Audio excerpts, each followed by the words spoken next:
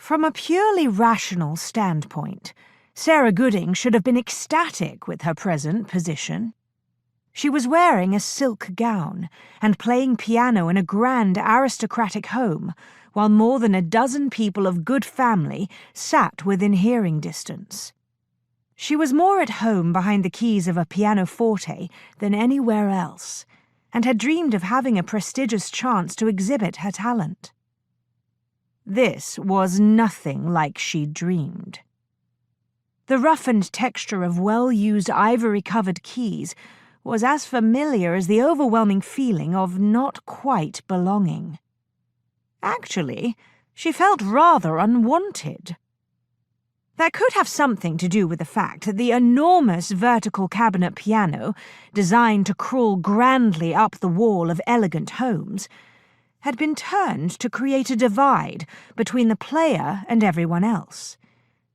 It was difficult to misinterpret such an arrangement.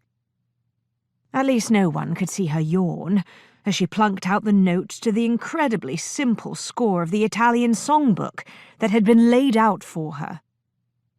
Lady Densbury, the current Countess of Densbury, didn't care for ostentatious or distracting music during an intimate gathering such as a family dinner.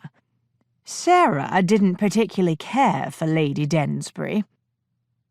As her fingers slowly drifted through a series of plodding arpeggios, Sarah leaned to her left.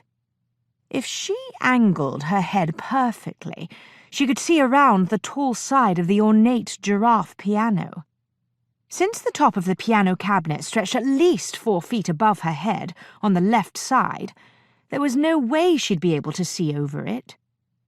And while the green brocade panels that decorated the tall cabinet were gorgeous to look at, they wouldn't let her know if the cake had been brought to the table yet.